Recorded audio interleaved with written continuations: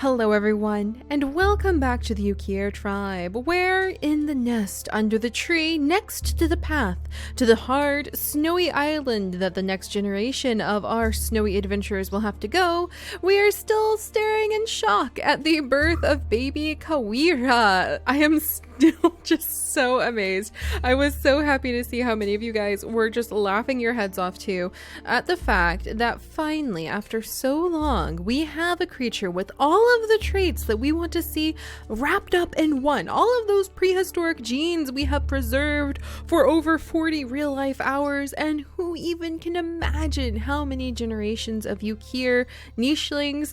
And she has the platypus beak random mutation that just popped right in. I honestly think there's no better explanation than the fact that she must have had that trickster god give her a little bit of a boop before she was born and transform her cracker jaw into the gills, the platypus beak. But the platypus beak might actually turn out to be extremely useful for the next island, so I think while shock and awe and a lot of confusion may have just rippled through the tribe members, I think that in the end Ulais would be able to kind of compose himself and proclaim very victoriously and very happily that his daughter has clearly been given the gift that she is going to need, the special traits that will be required to survive on the next island, because no one amongst our Yukir nichelings has forgotten the sacrifice of Black Rose to the blizzard.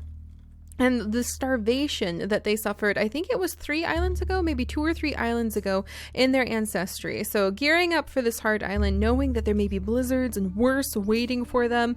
Well, now we won't really have to worry about starving to death on the next island because of our little platypus-beaked child. But we may have to worry about starving to death on this island because we are kind of low on food. However, the snow has eased up, and now that will hopefully give us a chance to start gathering up an abundant amount of food. So at the birth of so clearly a uniquely marked nicheling ready for the big journey and the big adventure, born, and as soon as she pops her eyes open, everyone's gonna be like, all right, Kawira, are you ready? You're going to go to the hard island and you're gonna go and explore for your ancestors locked in the icy genes. So she's gonna be raised for this, no less.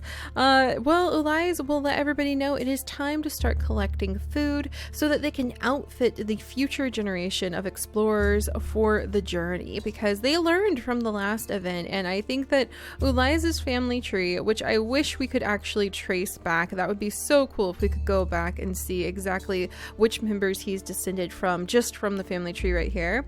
But I think it's safe to say that his family tree has kept the very hard-won lessons of near starvation alive. So with that in mind, let's go ahead and we're going to start collecting up a few pieces of food here, a few pieces of food there. We'll have Sela step down and they can start trying to breed up another baby in just a moment. We do have some other potential nichelings that we may send on, like Elflinda, because she has double mammut foot and she does happen to have the mega horns recessive, so she may pass those down. She also has H and D immunity, so I think we're gonna go ahead and as soon as the nichelings are old enough, I'm gonna start marking them with all blue. A pity we don't have the new version's additional gemstone colors. That was pretty cool. And Nikki, I think Nikki, she's kind of half and half, so she's gonna have just one blue gemstone. Well, actually that may confuse me, so I'll kind of put a marking if I'm mulling it over with a blue gemstone in the middle. But Nikki may go as well. For now, she can help out with gathering some of the food resources. Ooh, look at all of these crabbits and look at all of these clams. All right, Elflinda. Whoa, Elflinda. All right, Elflinda. No, it's a rogue. Thank goodness they're a little bit too young for this, but oh my gosh, I don't need to take on more burdens with the food. We're already kind of up there with the food as it is. But Elflinda, don't attack him. He's a spiky body rogue wrestling in the waters. What are we gonna do? I need somebody who's expendable to rush down here. Ah! When did this balance bear show up? Okay, the balance bear is new. I think he may be following the scent of the weakened uncle that we had up here with Akidok and Ana. So we have a balance bear in the waterfall. We have a rogue male, scaring my most precious females that I have on this side. I need somebody expendable to be able to come over and help fight, but I don't think I have anybody expendable on this side. Oh boy, this is gonna make things a little bit interesting. like Tunrima? I think Tunrima. What are your genes? All right, buddy. Tunrima, come and defend. Come and defend the others. Chase this jerk away. Get out of here. I'm so sorry, Tunrima. It's just... No, he's headed straight for Sela. Not Sela. She's the one carrying the precious genetics that brought forth Korira. I wish I had a better way to defend my females against him, but ironically, the best defense is to make sure that they're expectant right now. So let's see. Yeah, all right, there we go. So that worked. And Dethandrius is not long for this world. And unfortunately, I think he and Akka will not have the chance to have a child. And Simi has been doing a really great job. No! Sela, why? Oh, this terrible rogue male. Oh, no. That's like balanced out for the fact we just had Korira. We now had the rogue male a visit, and it's just a travesty. He's an awful, awful creature. A travesty upon the genetics. No, and he's gonna head straight for the carefully kept, like, purebred Yukir females that we have just been, like, stuffing off into the corners over here so that they can continue down the line. In fact, I think we should probably send, like, maybe 4 females, 1 male. We'll have to see how the genetics works out. But I don't think we really have the birth of a male I would send yet, except for maybe Kirta here. No, and his fertility is really low, so I don't know. We're gonna have to figure that out. But Fulra, you might want to run for it. We might have to have you flee and get out of here. Oh my goodness. All right, April, you stay with your older sister, and these two are just a beautiful pair of purebred Yukirs that we probably will be sending over. They also have decent genetics, and they do have decent fertility between the two of them. So yeah, we actually need a male now, don't we? I need a male of some type. And Ferdinand over here happens to be a really attractive male of some type. So I think he and Fulra might actually end up trying to have a child because he happens to have the purebred Yukir traits and H and D immunity and E and H. Dang it, H! I missed that H. All right. Well, we'll have to just keep an eye on it. Ferdinand is really good at kind of just keeping an eye on everyone and protecting them. Corey, I mean, we do have Kirta. So he has low fertility, but you know what? It's kind of like we were talking about with the Yukirs, the fact that they have low fertility sort of showing up out of the blue now and then. I feel like it just means they're like buffalo or elephants, where when they give birth to a child, it takes a long time, long gestation period. And so it kind of reminds me of that more than anything. And you know what? It just hit me. It might be really fun in the future to do a panda challenge where you try to have panda creatures who only eat berries, or maybe only eat something really ridiculously difficult, like roots. Only eat roots. I think digging up only roots would be one of the hardest things that we could possibly do, but that would be really cool for a difficult panda jungle challenge, wouldn't it? We could see if we could try to keep our pandas from becoming extinct. That might be kind of fun. So we'll shelve that idea for something in the future. But for now, let's keep an eye on little Kirta, and we'll have Corey nibble on some of the berries there. And maybe, is there a bird overhead? There's no bird overhead, so I might have Corey jump down here and we'll do some fighting with these crabbits and get rid of them. All right, and Anthria is over there. Torakan, I think, is just going to stand over here and kind of like gather up some nuts and toss them up to Anthria. Anthria is so beautiful, but unfortunately she is double immunity. We need to be a little bit more careful with the immunity genes that we send to the next island. And Zolai is going to start dealing out some damage to this carnivore who was trying to mess with Lavasa. So let's see. Lavasa, is there any food nearby? There is a little bit of food nearby, but okay, we're gonna zip up here and we'll help to gather up these nuts because we do need to focus on food. But I think that Zolai is going to take out this carnivore. She knows what those moose antlers are for. Those mega horns are for something good, and she's going to take care of this guy. And I think we didn't send her over with our other two lovely ladies right over here. Flora, are you pregnant? Okay, I was so worried she was already pregnant from that rogue. But we didn't send her over because her fertility happens to be super low. So, all right, there's that.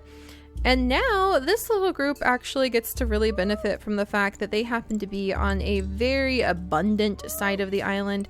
There's a ton of food. There's a ton of grass. We're watching over little Fuyu, the little girl. She's really cute. I really like this side of the island as well. And Kira, we'll go ahead and gather up that food because why not? And Rosalia can help out with gathering up that. We'll send her down to help out with all these clamshells in a second.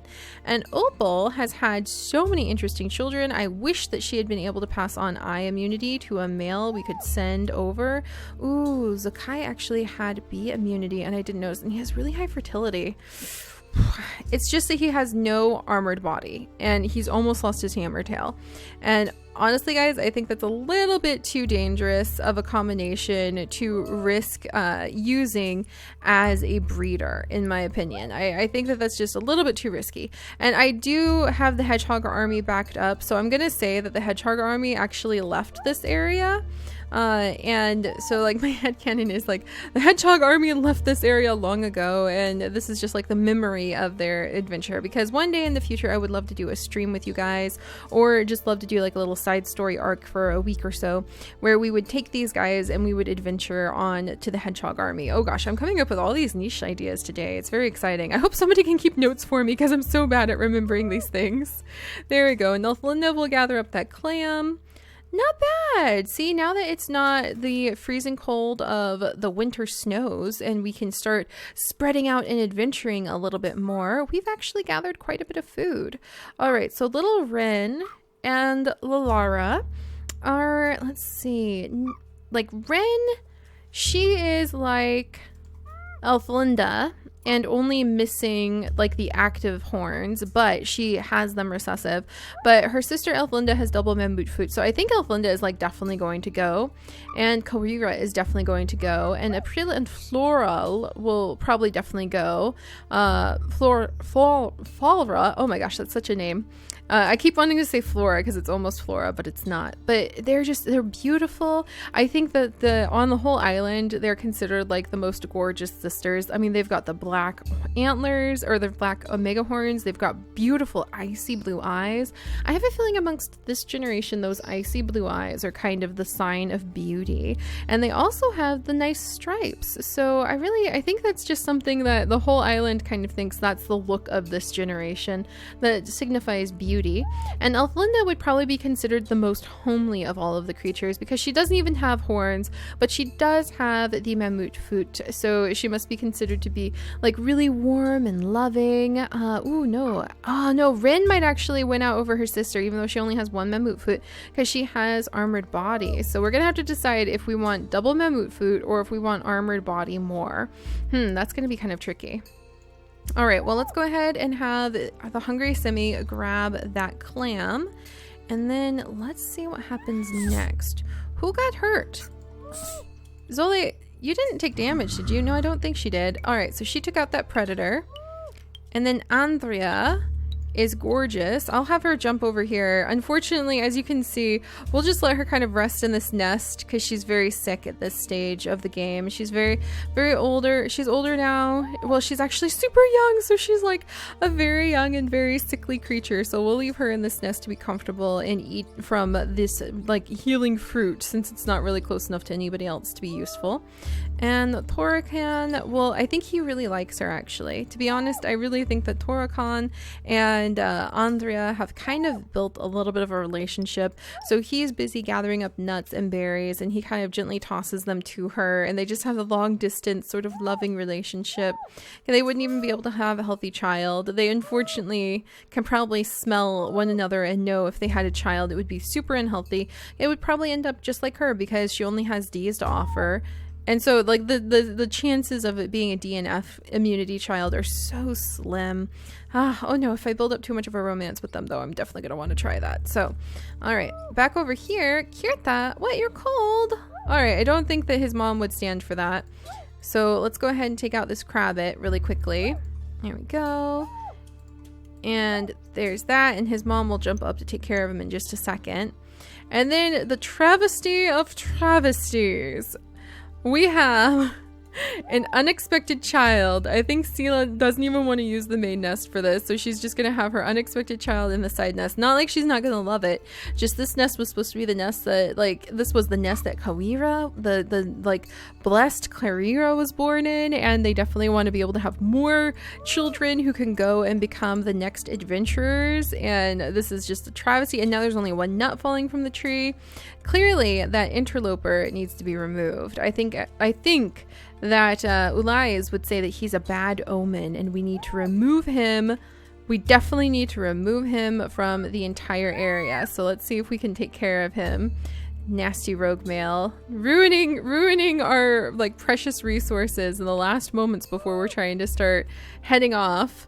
All right, so Tunrima, I think, is definitely making himself known. He's the only one who can really do the fighting, to be honest. Making himself known as a fantastic defender, chasing this rogue through the crabbit-filled shallows, trying to get him away from all of their precious tribe. All right, let's have Ren step over. Man, this is really hard. Would I take Ren over Elflinda? I might take Ren over Elflinda. We have a conflicted contender. And then Lalara, with her gorgeous name, is not going to go, but I think Lalara really likes her dad, so she's going to stay where she can keep an eye on Dethandrius. And unfortunately, Dethandrius really does not have long for this world. All right, Simi, is there any food nearby? There's some crabbits. Is this water too deep right here? I think that water's too deep, so I don't think she can do anything with the crabbits. So I'm just gonna let Simi jump up and kind of settle into the nest. And then Nikki, can you and Elflinda? Dang it. All right, what about, is that too deep? No, I think that's too deep. Too deep. I'm worried she's gonna drown. Oh no. All right, Elflinda, keep an eye on things. All right, we'll have to, I really hope that Nikki doesn't, Nikki's gonna drown. Well, she was only one for like maybe considering sending. Yeah, I don't think we'll actually send Nikki because she only has one mammoth foot and she doesn't have armored body, or she doesn't have hammer tail. Gosh, there's so many traits to consider. It's really hard when we're like in the final moments. All right, Akka, can I get you over here? I can. All right, so Akka may actually have one child. She's going to have the very last child of Dethandrius because he's unfortunately going to pass away tomorrow.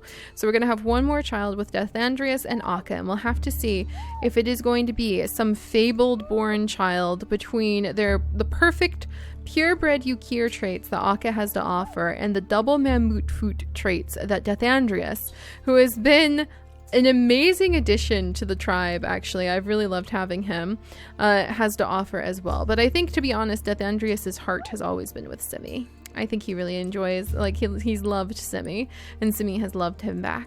All right, so let's see. Those two are already all used up.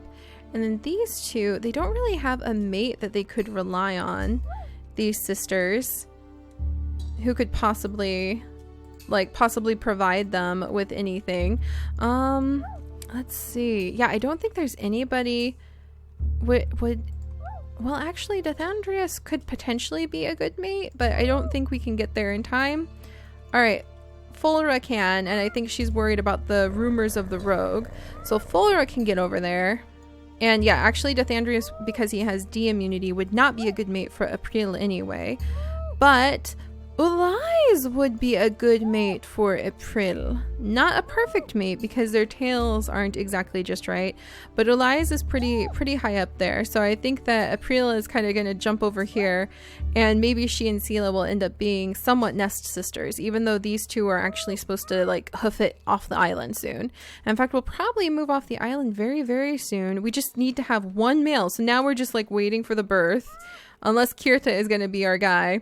So Kirta may be our guy, actually. So we're either waiting for the birth of a male, or maybe the bad omen of the rogue showing up is enough to have Ulais freak out and just like kick everybody off the island. Like, go, my little adventurers, go. So we'll have to see. Because I don't know, it's always so hard to leave some of the Yukirs behind, but it is about time to start moving on. Alright, so Kuno, I think, would want to come and spend some time with the lovely Opal. He does love Opal very much. He has for a long time now. And I think that she's happy to frolic in the waves and frolic in the ocean over here. All right, and I think that actually little Fuyu would come down to join her mother and father in the waves. And I think Fog is actually pretty happy where he's at with so much berries to like gather up. And Rasila, she'll come down and help out with the family tree. And Anna and Ankiri will gather up some of the grass and just kind of keep an eye on everyone. She is very old and about to pass away of old age, unfortunately. Alright, and then we've got our little explorer Duvai, who's also about to pass away of old age, so let's have him gather some grass to get a little comfy. Corey is also about to pass away of old age, so she'll hang out with Duvai. And then Tuni, I think he'll gather up some grass and stay nearby. Oh gosh, just everybody is about to pass away. Zakai is the only one who hasn't gotten on that list, and he just doesn't have the traits where I think I'd feel comfortable with him being one of our main males for breeding. All right, Balance Bear. Oh wait, Akidok, no! That was the damage he was taking, and now he's about to pass away. And Anna is just gonna be like left alone without the brother that she has shared so many adventures with. This is tragic. This is really tragic. Yeah, we're about to have a mass death of some of the like most charismatic and story-driven members of the tribe on the island. I do think that our wonderful Lies would take this as a bad omen, and he would want everybody to leave. So I think Kirta is about to be immediately promoted into being the only male who will be kicked along and sent with the rest of the tribe. And hopefully, well, and he's not really an ideal mate for anyone, so we're gonna have to see. All right, I think Simi might be carrying the best bet for the next generation. So let's see. A male! There may be hope after all! Oh my gosh, a male with hammertail. Ooh, he's so close. He just is missing that armored body and the megahorn, so he's considered a very homely male. Oh no, and Andreas passed away. He didn't even leave behind his bones. His bones just mysteriously disappeared, and now we... a sickly child next to Korira. Oh my gosh, Sila's instincts of making a new nest were really important. Oh my goodness. Okay, this is where things get serious, and the rogue male is still alive. Okay, this is the bad omen time, guys. The rogue male is here. He has fathered this poor child who we will name him Neo. We will name him Neo, and he has brought in a new age all his own because poor little Neo, where even are you down here, child? Where is he? Like, do you guys even see where this poor child is on this, like, this giant list? Is he even listed? Hey, Neo. There you are, Neo. Where's your father? Is the rogue male listed in here somewhere? Oh my gosh, look at all of this chaos. I don't even think the family tree really knows what it's doing anymore. So anyway, poor little Neo has been our bearer of bad news. And oh, there's that rogue male who has brought a little bit of a curse. But yeah, the poor child is unfortunately cursed and has brought with him a curse onto our Yukir tribe, especially because he carries a disease. So everything's about to get a little bit intense. I think we are going to have to pick which male to send, and I think the clear answer is going to be Kirta. If that's going to be like the perfect answer or not, I don't know. But otherwise, we have 1, 2, 3, 4 lovely females ready to go, and a dangerous omen roaming on our edges. So I think that Elias is going to make the call, and now we just have to see what amount of food we can gather up. And I can't believe we're about to lose. We just lost half the hedgehog army. Oh, we're about to lose Akidok. I'm gonna be so sad. And we have a balanced bear that's actually going to get kind of hungry, and it's going to start wiggling its way out of that waterfall and coming for us pretty soon. So things are about to get... Or I wonder if I send over some of my armored bodied creatures, if they could actually go take him out. Hey, Nikki. Hey, Nikki, I have an idea. All right, well, we're going to have to see what happens with our wonderful Yukirs next time. So I'll see you guys then. Bye-bye.